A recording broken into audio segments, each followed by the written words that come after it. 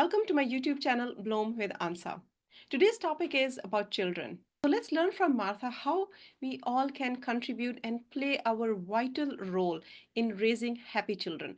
Children who make this world a better place. Children who live a happy life themselves, and as a result of that, they make this world a better place for all of us.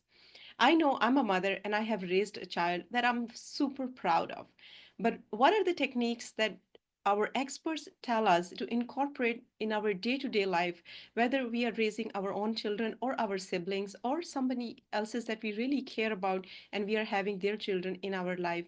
How we can do our best to contribute to that child's early years, which are the most crucial years of any child, how we can be aware of our actions, of our conversation, and our interaction with that child to provide for them a safe and yet a very productive lifestyle that they can be raised as a good child and become a good, healthy, and productive member of our society to make this world a better place. Let's learn this and more from our expert, Martha Burich. Thank you so much, Martha, for taking the time and speak with us today on parenting and helping us how we can raise happy children. Because I know it's no small task. As a mother myself, I know what I have been through, in order to trying to raise a good child, even though I had support of my entire family. And at the end, I can say I did a good job. But for those who are out there still in the mud, we would love to know how you raise happy children and what does it take for parents, or not just the parents, right, anybody who have young children in their life, what they can do to raise those children as good human beings, as good children, provide them safe environment, and help them grow as healthy individual. Well, that's really a great question, Ansa. And the first thing I have to say is uh, you have to be a good example. I have a parenting method. I call it the 3 L's of parenting. The first one is love them enough to say no. And we'll get to that in a minute. Lead by example. A lot of parents say, my child just doesn't listen to me. That's because you don't lead by example. It's because you flap your jaws, excuse my language. This doesn't do it. You have to act. So, if you tell the child, we're leaving in 5 minutes, you need to put your toy up in 5 minutes. 5 minutes comes by and then you remind them, okay, it's time to go now, put your toy up. And they ignore you. You get up. You get up. You take the toy. You say, I gave you an opportunity. Now I have the toy. You'll get it back tomorrow. We have to leave. You don't have to be mad. Don't get mad about it. It's matter of fact. The child needs to learn that you're not just all words, you're action. And, I'm not talking, do not be abusive to your children, but stop being a pushover and stop thinking that because you told the child, how many times you tell your child to take the garbage out? How many times you tell your spouse, the garbage has to go out, the garbage has to go out? Stop saying it. One mother put the garbage in her son's bed. Now, I think that's extreme. But you know what? I would put up a sign. The garbage must, on his mirror, everywhere, the garbage must go out by such and such a time, Thursday night, whatever. And if it's not done, then you have to go up to the child. The garbage has to go out now. Get your shoes on, go. And don't give them an opportunity to not do it. And that will make them a responsible person, as they grow up, because they are starting to take up responsibility and being productive in their life and learning the skills, the very essential skills for their own life. Because in some cases we think as parents, oh, it's my way of loving, I don't let my child do anything, I do everything for them. Well, you are doing a disservice to them because you are not giving them the opportunity to learn the very skills that their life depends upon. Same goes for, I would say, cooking, right? So in my culture, especially, I come from Pakistan, and in Pakistan, our men do not enter kitchen in 99.9 cases, right? Uh, and I, from the very start, and my younger sister, thanks to her, she did a good job of, bringing my son into the kitchen and asking him to help her or everyone who's working in the kitchen with little things, right? Can you chop some onions for me? Can you help me with turning on the stove and putting this pot on top of stove? Mhm. And he became so good, and now he takes interest. He's such a good baker, and makes me proud. I'm not a good baker. I can cook, but I can't bake. He bakes. He would go into kitchen. He's 20 years old now, but those habits he didn't develop in one day. He is comfortable going into kitchen, and I'm not being worried about him if I'm not at home or I'm not able to help him with anything. And he eats healthy, he lives healthy, and all of that developed because we, you know, asked him to help us and take responsibility for certain things and participate in those tasks from a very early age. So to your point, I would say this is absolutely crucial, coming from a mother herself. So, what is the second L, Martha? Okay, so there are three L's. There's love them enough to say no. So you can't just keep saying yes to your child. You have to say no. And I wanted to mention I'm breaking some bread. So, but right now it's rising. So I had put it all together. The dough is rising right now.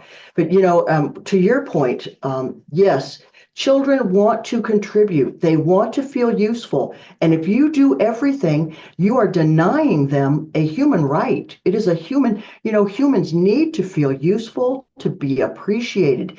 And if they don't develop skills, what's going to happen? They're going to feel useless. And the next thing you know, they're getting involved with the wrong people and drugs and alcohol. So anyway, so yes, you have to say no to your children, because if all you say is yes, then you create a monster. You have to be a good example. You want to be a good example, and let them fail. This is, you know what? They're going to pour things, and they're going to spill them. Who makes mistakes? People who do things. Who makes the most mistakes? People who do new and different things. People who try things outside their comfort zones. They make the most mistakes. So when people make mistakes, don't get on them. Say, "Oh my goodness, you're trying new things." When the child spills the milk, you say, "Oh boy, the milk is spilled. We'll have to clean it up. But in the meantime, let's play in it. Is it thick? Is it thin? Does it adhere to stuff? Can you soak it up? Can you this? Play with it for a while." That's what Maria Montessori did. We get ourselves all so upset about everything, you know, little mistakes when in the scheme of life, what are they? They're nothing. They're nothing. Answer in life, what I found is, yeah, old too soon and wise too late. Because most of the time we are just running those perpetual unconscious thoughts and patterns in Yeah. our lives. We are not even paying attention what we are thinking and what we are doing. So we need to get more into the habit of living consciously and trying new things, and not just for ourselves but also for our children, because that is our responsibility as grown-ups, right? That we have to pass on, learn ourselves, become good, and then pass on to those skills and habits and train the next generation of leaders. Most of Mhm. us, we don't do that job, whether we are in our professional world or in a personal lives. We don't try even to raise good leaders or good children, because those are the leaders of next generation and the future. So we have to be very mindful of, as you said, what kind of behavior we are modeling for them, Mhm. and then going into everyday routines and examining what they are doing and what they need to do and how we want to train them in specific areas and skills. So what should Yes, and let me tell you a story about being a leader. One woman's teenage daughter came home to her, and she said, someone told me the mother told me this, and she said, "My daughter came and told me that she threw me under the bus, quote unquote. She said something negative about me. She says, 'Mom, I made up something. It was a lie, but all the kids were saying bad things about their parents, and I wanted to fit in.'" And part, you know, part of you wants to say, "Oh my goodness, that's terrible." The child, talked poorly about her mother just to fit in. But she and the mother then had a conversation about it. And the very fact that she came home and told her mother about it shows that they have a good relationship. But it Mhm. also shows that just this child is starting to think, are these really my friends? Are these the people I want around me? If they would speak that way about their own parents, who really should be the people on this earth who love them, and probably for most of them, that's exactly what it is, the people on this earth who love them the most, and they would throw them under the bus, Well, what would they do about me when I'm not here? What do they say about me when I'm not here? If they would speak about their own parents that way. Now, I understand the teenage years are a time when children need to get a divorce, quote unquote, from their parents. It's a natural stage. They get kind of snotty. They get a little disrespectful to their parents. It's because they're realizing that their parents, when we're little kids, we think our parents are gods. And then get a little older and realize, wait, they're just people. And we have to come to that realization in order to grow up ourselves. And it's making me feel teary-eyed because it's an upsetting time, but it doesn't mean that parents should be disrespected. And you can easily say to your child, I know you're going through a phase, or I know you're going through a growth period in your life, and you're coming to the realization that I'm a human. But please, I'm a human. I'm not a robot, and I have feelings. So I deserve your respect. I expect you to treat me in a certain way. Even though you might be going through this, you still need to give me the respect of a human, any other human. This is such a wonderful point, and most parents, we forget that we have to have this conversation with our kids, and it's not just important for us to be respected as parents, but we are also teaching our kids to demand that respect from, their peers and their own children Mhm. when they are at that stage, right? Otherwise, how would they learn that they have to not just give respect but also demand respect, because that's what makes you, a complete human being. You're not just going to be giving everything, whether it's love, whether it's respect, whether it's help to other people. You also have to learn to receive it from other people. That's such a That's very fantastic. good. Exactly, exactly. And let's stay on this leadership. If you want your child to be a leader, your child needs to be a leader. That means when they go to school, you teach your child, you know what? You look for the child who sits by themselves and you be their friend.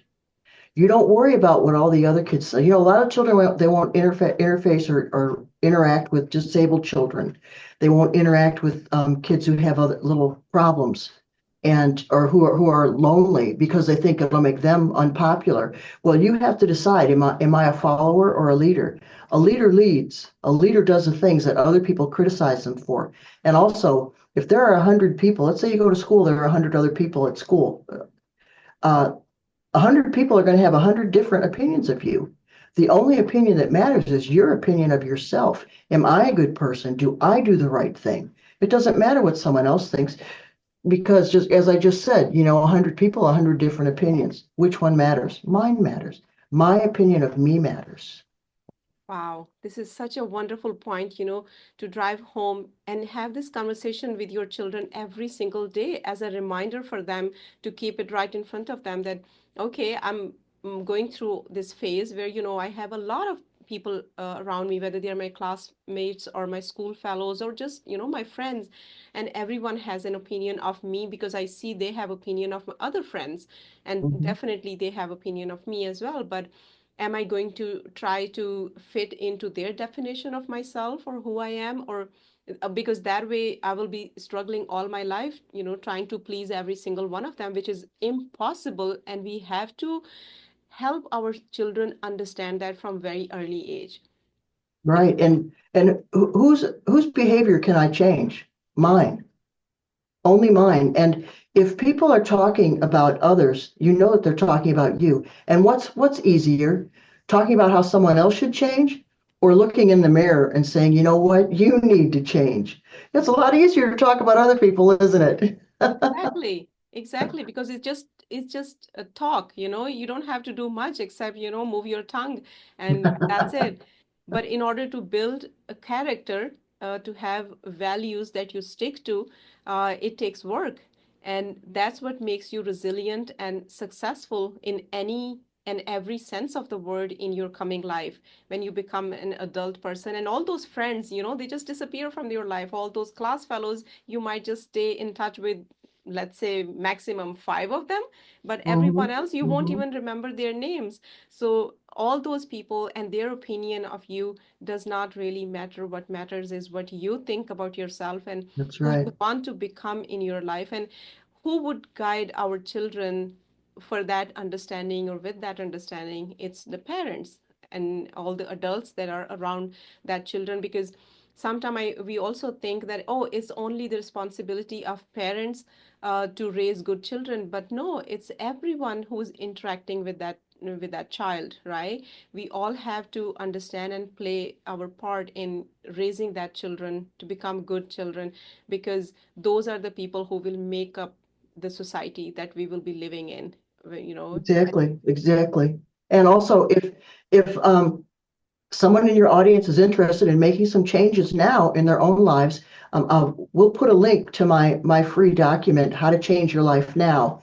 And also, if you're a parent and you want more support, I have a free Facebook group, Mastering Child Behavior. So you have two opportunities there to get some support in changing yourself, and then also helping you to change your child's behavior. Thank you so much, Martha, for mentioning those resources. I'm sure a lot of parents would take advantage of those resources. So please tell our audience who have young children and they don't know how to handle those young children when they are not listening to their parents, when they are, let's say, throwing tantrums. Children, they love junk food, they love candies, they love all kind of stuff that they see on the shelf. So let's say scenario here is when children go to the supermarket with their parents and they don't listen to their parents. They want to be all over because they're so curious and intrigued by everything that they see in the store. How a parent can handle their child when they're in the store and they're not listening to their parents? That's a really good question, and that's something that I put in the book, and I'm going to tell you exactly what I put in the book. Yes, you can raise happy, responsible children, which is only 60 pages, and it just tells you what to do at the supermarket, what to do if the child won't put his seatbelt on. But let's talk about at the supermarket right now. You before you go to the supermarket, you tell the child, "This is what I expect. I need to see you and you need to see me at all times. If I can't see you, you need to sit in the cart. And if you can't see me, you better hurry up and get to where you can see me, because otherwise you need to sit in the cart. Do you understand?" All right. So you go to the grocery store, and of course, just like you said, Ansa, they don't mean to be disrespectful or rude, but everything's so exciting. Oh my God, look at this, look at that, look at this person, that person, and they run off, and the next thing you know, you can't see them. Well, don't get mad. Just get the child, put them in the cart, and say, "I see you decided to sit in the cart." And then where are the bananas? Point to the bananas, point to your cereal, point to, give them a job to do, put something in their hands, keep them occupied and interested. And when you're done and you go to the checkout, if you have to, put an item in the child's hand so the child can put it on the conveyor belt. Keep that child busy. Give the child the money to give to the teller. Whatever you have to do, keep that child busy and occupied. Do not tell the child a bad man could get you. Do not scare the child. That is way too much for children to handle. That all you need to say is, I want to see you. You need to see me. It's too much trouble for me to go running all around this big grocery store. And I get scared when I can't see you, because what am I going to do? What am I going to do without you? So, but so anyway, so don't scare the child. Make it a positive thing. So that's what you do at the grocery store. Now, let's say you're driving, or let's say you get in the car and the child won't put their seatbelt on. This happens all the time. It does. Well, if it's a place the child wants to go, especially, well, if it's a place they want to go, they usually put it on. But anyway, so you say, "I can't go until you put your seatbelt on." And you just sit there until they put their seatbelt on. And you could even say, "It's against the law. I can't go." Or you could say, "If I have an accident, we could get hurt. I have my seatbelt on. You need to have your seatbelt on. Otherwise, we can't go anywhere." And so let's say you're driving, the child takes their seatbelt off.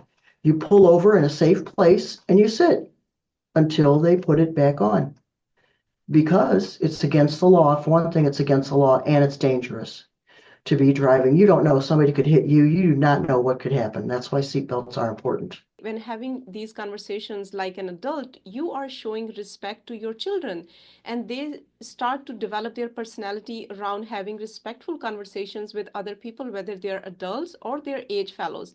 And that's how they learn, right? And they become somebody who gives respect and who demands respect. For one other thing that I noticed from this conversation is that you also tell them that I get scared when I don't see you around. That means, and it teaches the children that, oh, okay, my parents, they're adult, they're grown up, but they still get scared. So if sometime I am scared of something, it's not a bad thing.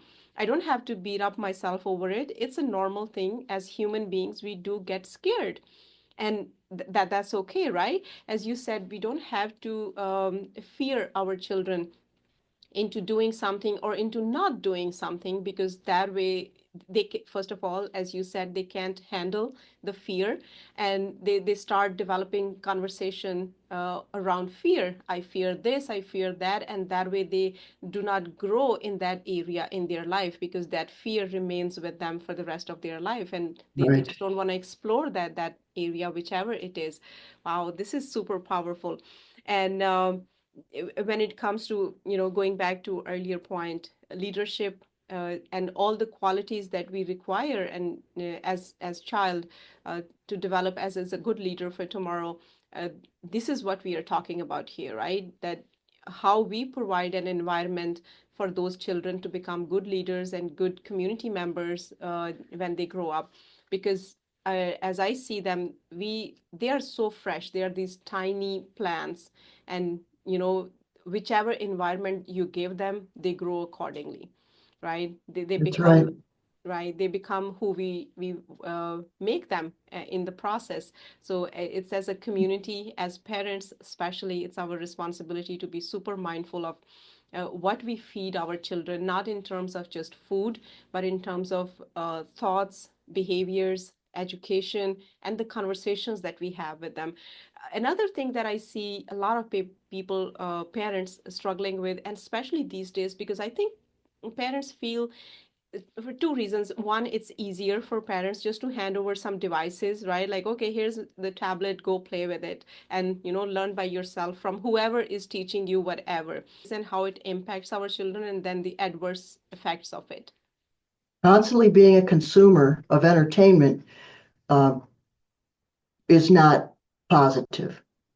Is not positive. If you have a child who's playing video games all day long, that is not positive. Children, people should be doing things, not constantly consuming. The television should not be on all day long. I stopped watching television in 2008, which I really think was too late. I should have done years before. But anyway, I just got rid of it. I don't have a television. And because I only consume what I want to consume, I only get the messages I want to hear. Because if you have the television on all day long, you have no idea the messages that are coming into your home and that you can't control. And then you wonder why your children might be disrespectful to you. Pay attention to some of these TV shows and the things those people say and do. So be very mindful of that. The lyrics in music, be very mindful. But just handing a child a device, if you just got a cardboard box and little kids, one mom did an experiment. She put a toy and a common household item. So she'd have this nice toy and a spatula. The baby'd go for the spatula. She'd have a nice toy and the TV remote. The baby'd go for the remote. She'd have a nice toy and a pan. Oh boy, the baby'd take the pan. So many times we think children need these, fancy toys and blah, blah. No, they want plain things. Give them pencils, paper, pens, markers, paint. Give them things to do. Give them books, uh, drawing and writing and learning how to read books.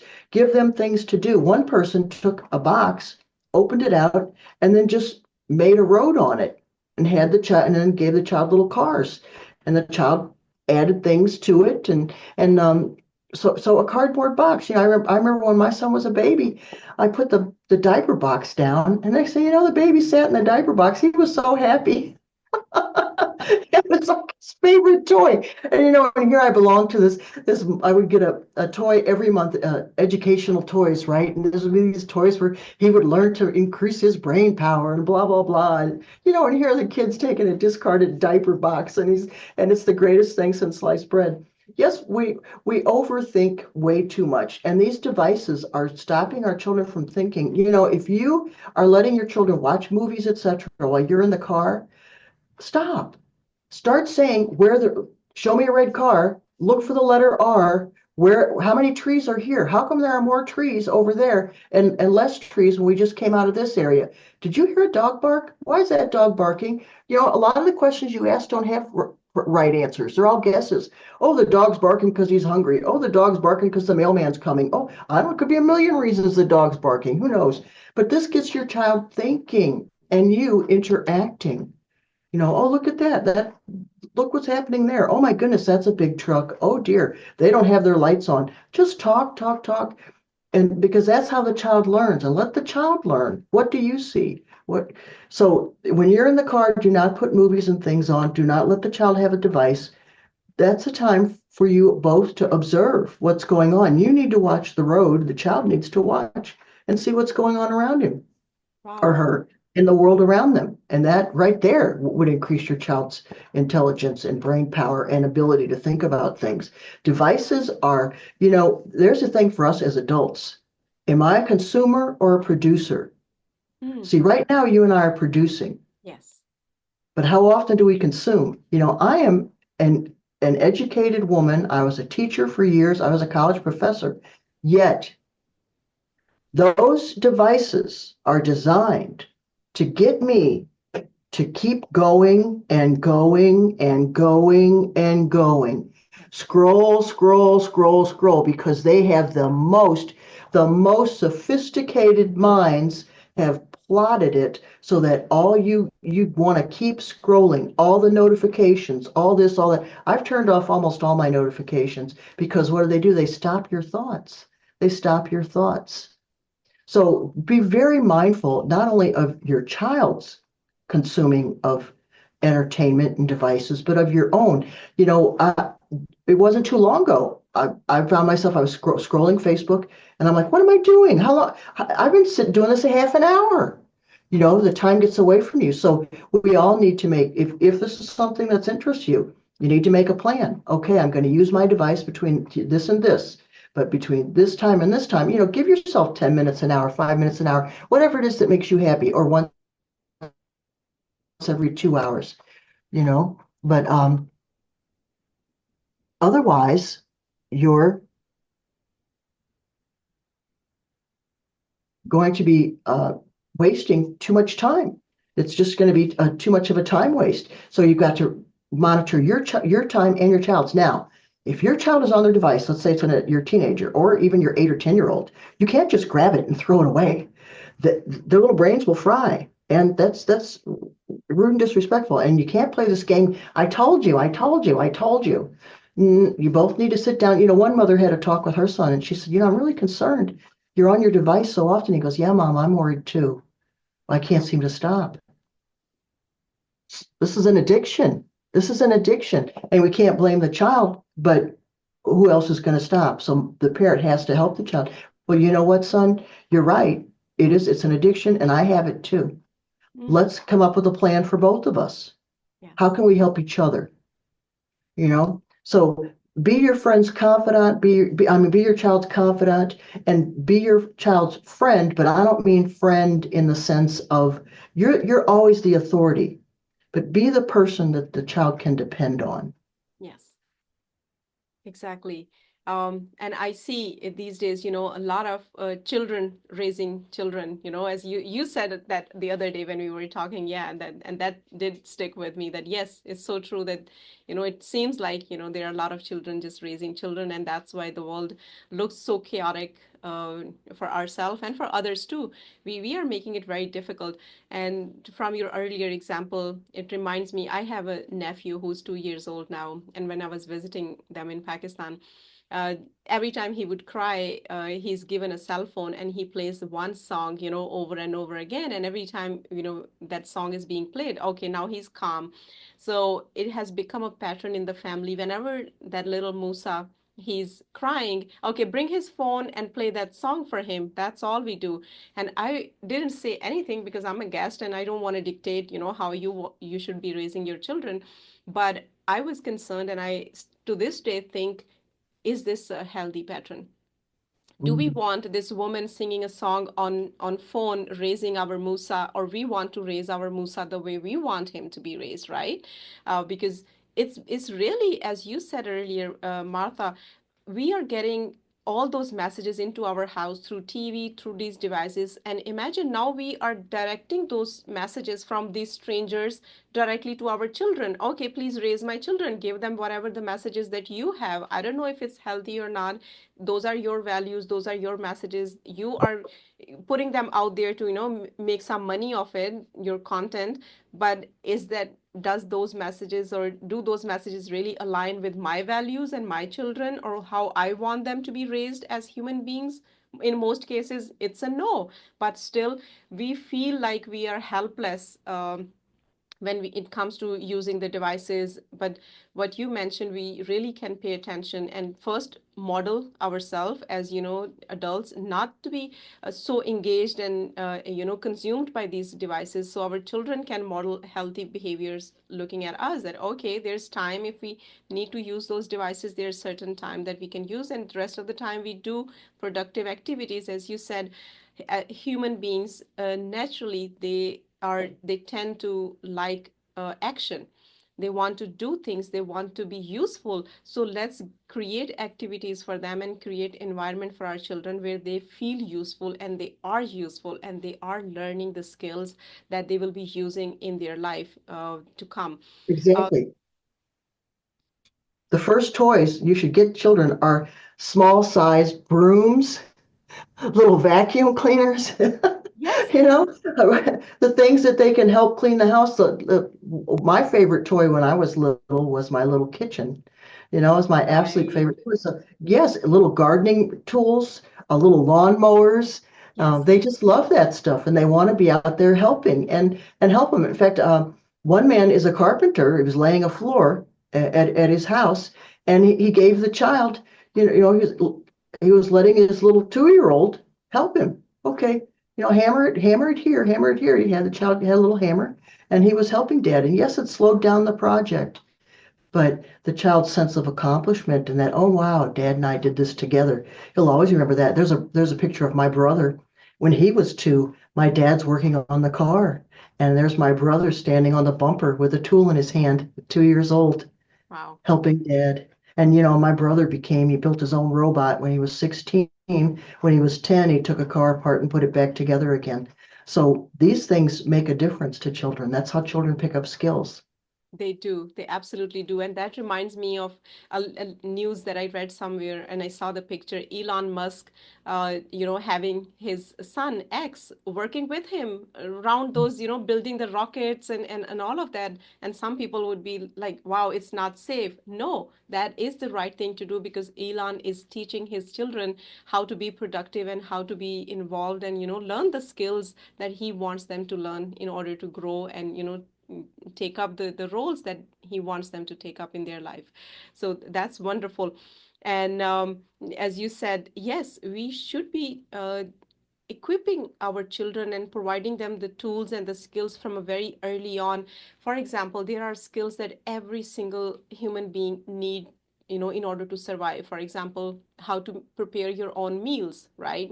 How to make your own breakfast, how to take care of your bedroom, cleaning, how to take your trash out, how to do your gardening, how to fix your car, let's say. So why not give your children those tools and involve them most of all in everyday things that you are doing as parents, because that is more exciting for children instead of just playing with those toys over and over again, right? Because they don't Right. feel as useful.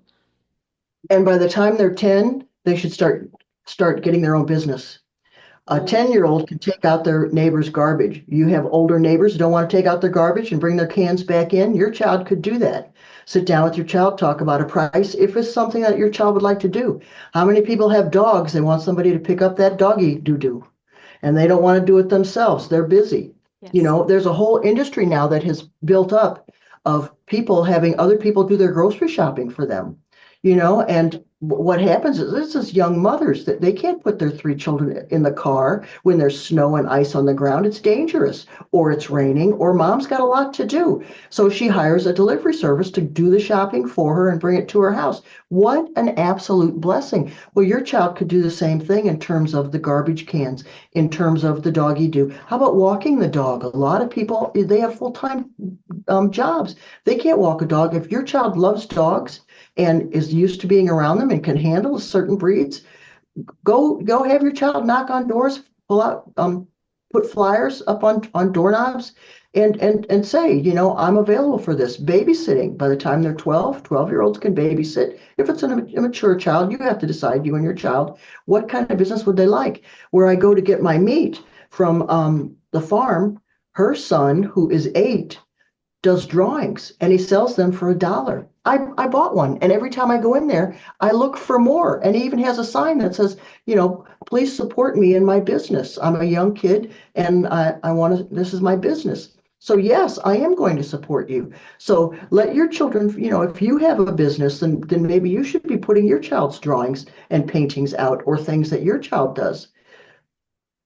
This is fantastic. So you are preparing them for success, not just in their personal life, but in their professional life.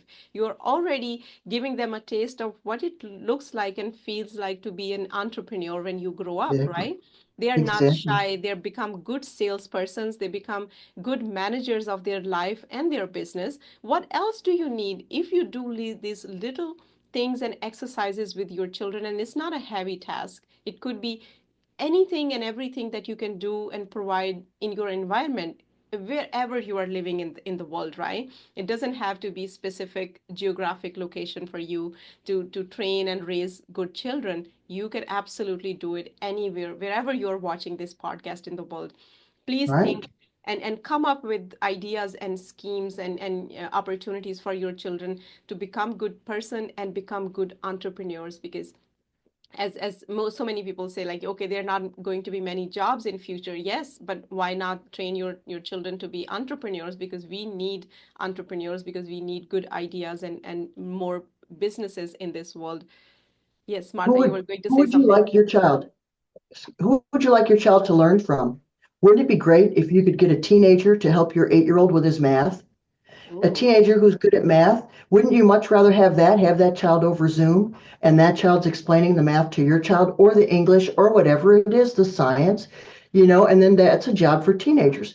And your child would feel better with that person teaching them, because then they would be like, well, oh yeah, this is a kid too, and they're helping me. And then that puts the idea in your own child's mind. Oh, well, you know what? Maybe when I get older, this is something I can do too, when I'm in middle school, high school, whatever it is. So yeah, start thinking now, what kind of jobs could your child do, and that your child wants to do, my son was hockey referee when he was 12.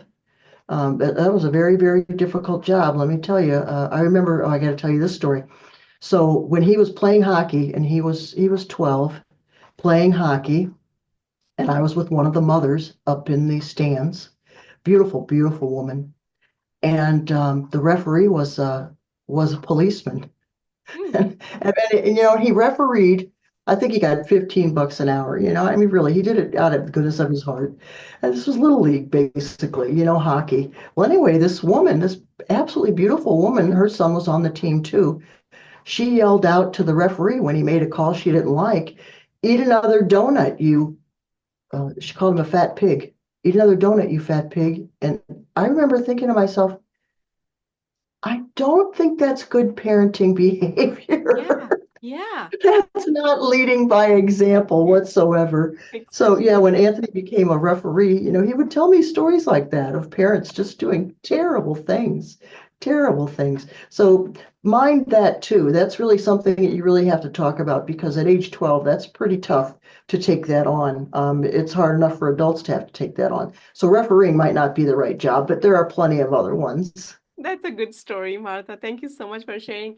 And to your earlier point, when you talked about tutoring, that's an excellent, excellent avenue for your child to begin with, because every child goes to school and they are good at something, whether it's maths, it's English, it's something else, any subject that they are good at, they can start tutoring their, the younger Right. students.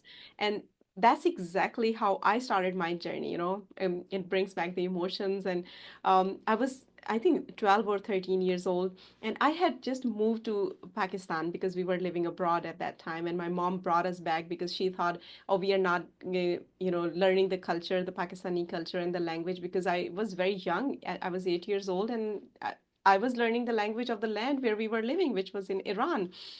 So I Oh. spoke Farsi, very fluently, even taught my parents. That's how good I was. But going back to the point, when we came back to Pakistan, I started learning during the summer vacation, because after the summer vacation, I was going to school.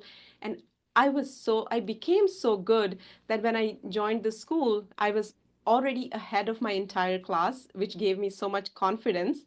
And then I started tutoring my class fellows. And first, I was tutoring for free, and then their mothers started coming up and this saying like, oh, can you tutor my child as well, we will pay you this much. And I couldn't believe that I can make money from helping my class fellows, my own class fellows.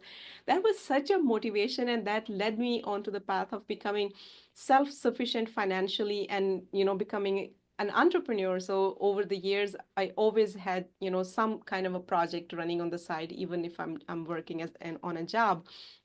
So that's a really good practice, because that gives your child confidence that they can earn their own money, they can be financially independent, and especially for girls, because and I can relate to this because I come from Pakistan. In Pakistan, what the culture is mostly, and it's changing, but it's very slowly changing. In most cases, one member of the family is working abroad, and the entire family back home, whether they are grown-up men, able-bodied individuals in the family, most of them are not working, and they are relying on this one person sending money from abroad. And that one person spends their entire life outside, away from the family members, away from the love of those very people that they do everything for them, and they end up getting nothing. And not just that, but the rest of the family becomes useless. They don't develop Yeah. any skills. They get into those petty politics, on the very local level, that just does not produce anything for the society or for the family at all. Mhm. And that could be a very good way for parents, to change that mindset, to change that tradition. I would say in those countries where that's happening, and it's mostly happening all South Asian countries. And because I Mhm. know I meet people in Bangladesh, India, Pakistan specifically. We rely on the dollars that this one person who's working abroad is sending back, and the entire family just sits back and enjoys that money, and not develop really any skills around anything. And that perpetuates that cycle of poverty, poor mindset, and not being productive, not It's being that invested. entitlement, It's right? That entitlement. entitlement mindset. Well, I Exactly. don't have to do anything. They should give that to me. I deserve it just Exactly. because I live. Well, that doesn't happen to anyone. Maybe you deserve respect, but you certainly don't deserve anything else. You need to move. You need to be useful to other people. And that's my third L, and that is let them fail. They need to, we need to do things. The only way to learn new things is to do them and make mistakes. I have this thing with the computer. I hate to push buttons because I'm afraid something will go wrong, because one time I deleted the hard drive. But luckily, that was back in the days when it went in the trash can, so I could get it back out of the trash. But anyway, so I'm really reluctant to just push buttons. Well, I have a friend who's like, I said, "How did you learn so much? How come you know so much about this computer?" She goes, "I just push buttons." And and that's how, and so now that's what I do now. I just push buttons. Mhm. When I'm trying a new program, Canva or whatever, I just push whatever button. Okay, let's see what this says. Let's see what this does. Let's see what this does. Because who learns new things? People who do new things. Who Yes. makes the most mistakes? People who do new things, get out of their comfort zone. The other day, I didn't want to do something. I thought, boy, I don't want to do that. Well, why? It's something that's really good for me, and I could really use it. And I realized, oh, I have to get out of my comfort zone. Mm.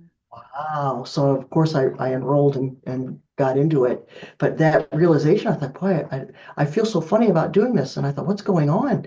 And that's what it was. I was really out of my comfort zone with certain people. And I didn't, and I, it gave me a little bit of, second thoughts. Oh, well, I might not be good at it. I might not be good at it. Right. Which is Right. the kiss of death. Whenever you say that to yourself, well, I'm not going to do that because I might be not be good at it. That's the kiss of death. That forget it, forget it. You're not going any farther in life. Wow. So, Martha, can you please summarize all these three L's once again for our audience? The three L's of parenting, and I think they're the three L's of life too. Love them enough to say no. Love yourself enough to say no. No to the donut. No to not going to the gym. No to getting, yelling at someone instead of keeping your big mouth shut. Love them enough to say no. Love yourself enough to say no. Lead by example. Be the example you think other people should be. Don't go around saying, well, he should do that, he should do this, she should do that. I I need to do that. I need to be the good example.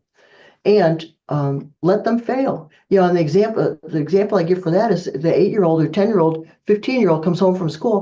They got to play at school. They got to play at school. I'm going to try out. I'm going to try out for the lead. Oh, hun, I'm glad they have a play, but oh, the lead. Oh, don't try for the lead. You might not get it. Oh, Hmm. why don't you try to be one of the trees? You'll probably get that part. And that sets us up all our lives not to go for what we really want, but to go for what we think we can get. So now we have a whole society of people, and you know plenty of them, so do I, and I've done it myself, that don't go after what they really want, not the person they really want and to love, not the job they really want, not the skills they really want to learn. They go after the things they really want because they don't think they'll get them. They go after what they think they can get. So here we are with all these people who are living half their lives and have half the skills they could have. Oh, I'm not going to take that math. Math is too hard. Wow. So we are basically setting our own children for failure by by example and by telling them that okay, maybe you don't deserve that thing because, it's too good for you, or you are not good enough to want Right. to be It's wanting too that thing. hard, Who you or it's think too you are. hard. It's too Yeah, hard. It's too yeah, hard for you to get it. So, settle for something less. Wow. right. Yeah, exactly. Imagine, I used to wonder where does that come from? It actually comes from, our parents and whoever is immediately And around us. schools tell kids to, schools tell Schools. kids school, you can't do that. Try for something, more realistic. Be more realistic. And there's a place for that. But if that's what the child really wants, well, if you're willing to work for it, Michael Jordan, the most famous basketball player of all time, he was kicked off his high school basketball team. The coach said, you don't want it bad enough. You don't work hard enough because he was a natural athlete and he did really well, so he didn't practice. Well, after the coach said that to him, Michael thought, well, wait a minute here. I really do want to be on that team. I better do some work. And he became one of the hardest workers in in athletics, in basketball. And that's why he's still considered the greatest to this day. Wow. And I have a similar example, from my own son. So my son, he got into college and he picked this college specifically because he loves sports. And this college has the sports team that he wanted to be in. But he did the trials and everything, but they appreciated him very much, but he could not get on the team. But he didn't give up. He kept practicing in his, personal time separately from the team, and at the same time he got a coaching job for young kids, so he coaches kids from up to age 8.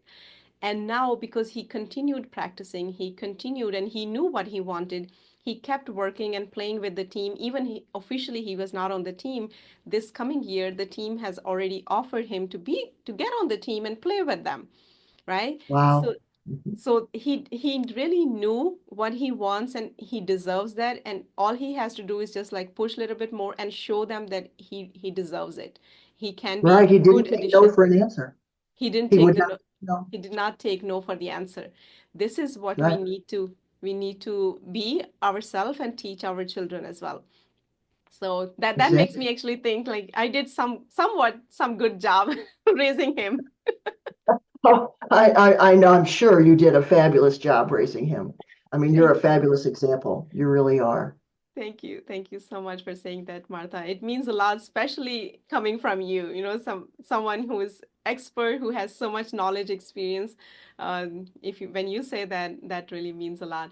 So, Martha, please tell our audience what do you do in your life right now, like working with people. I know you are working on a lot of different projects, which are absolutely admirable. Please tell us about them. Well, my parenting Zoom class will be ready in February. So starting February soon, I'll have a 4-week parenting class on Zoom, just 1 hour a week. And what we're going to do is we are going to get that worst behavior of your child taken care of, and then you can start working on other things. But there's one particular thing that the child is doing that's just you can't handle. They're disrespectful. They don't listen. Whatever it is, we're going to get control of that.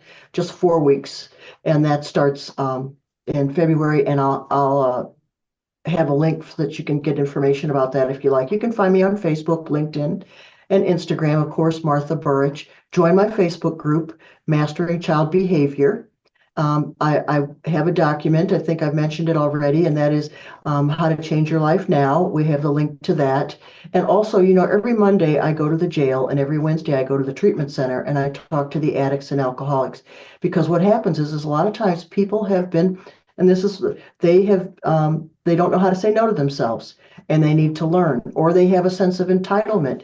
We become addicts and alcoholics, and whether it's of drugs and alcohol or donuts, we become addicts and alcoholics because we think, well, I deserve this. I deserve it. It's that entitlement attitude. Oh, well, I've had a bad day. I deserve this. Big deal.